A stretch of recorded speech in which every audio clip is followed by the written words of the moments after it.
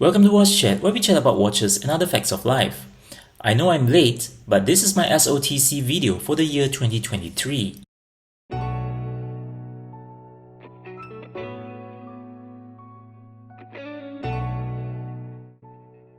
It's that time of the year again where I introduce the watches I've collected in the year. In 2020, when I first started my YouTube channel, I was collecting Seiko, Grand Seiko, Rolex and Zenith watches. In 2021, my collection went sideways to Dietrich, Seiko, HYT, Tudor, a fake Rolex, JPN, Omega and Gorilla.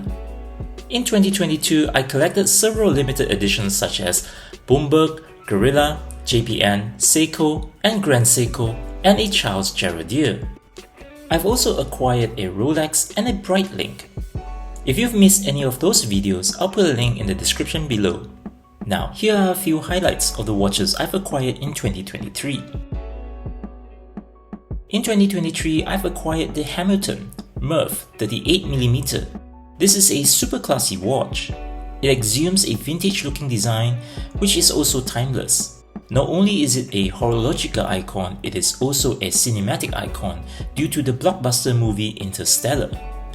During my review, I've mentioned that the strap is rather hard. After wearing it for a while, the strap is still rigid but it conforms to the shape of your wrist. If you'd like to check out my in-depth review of this watch, I'll put a link in the description below. The Seiko SRPJ17J1 is, in my humble opinion, the best looking Seiko presage. This version here is limited to 50 pieces to commemorate the 50th anniversary of the Equatorial Hotel.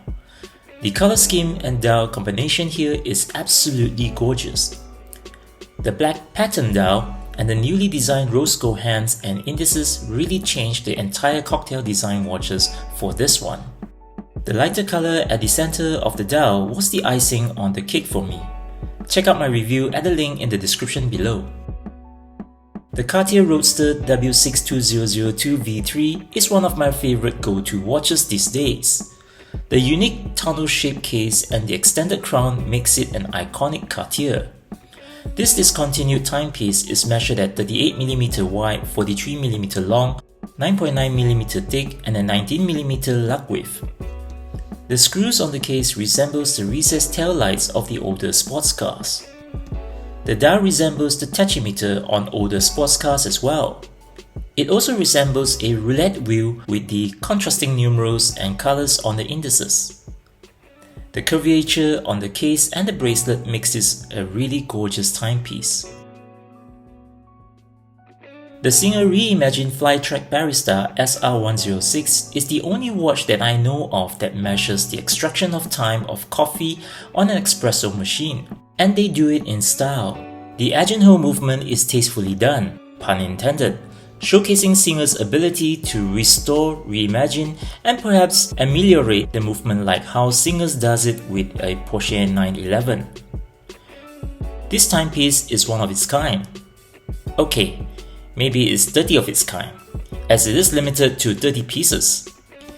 If you'd like to check out the rest of the Singer collection, check out my link in the description below.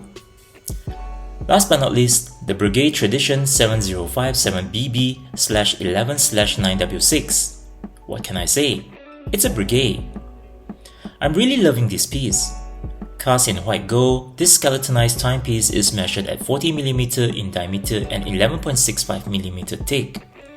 I really love how the yellow gold, blue screws, purple jewels remain contrast on the dial. I also love the hand finish case that is hand wielded with the lugs with screws holding the straps instead of pins. The strap here is a blue alligator leather with a 3-pin buckle, 18-karat white gold. So, there you have it, my 5 watch collection for 2023. If you have any questions with any of these watches, do drop me a line in the comments below and I'll try my best to get back to you. Anyway, if you like this kind of video, please like, share, subscribe and hit that bell icon to support me, and I'll really appreciate it and promise to make more videos like this. Until the next one, thank you for watching.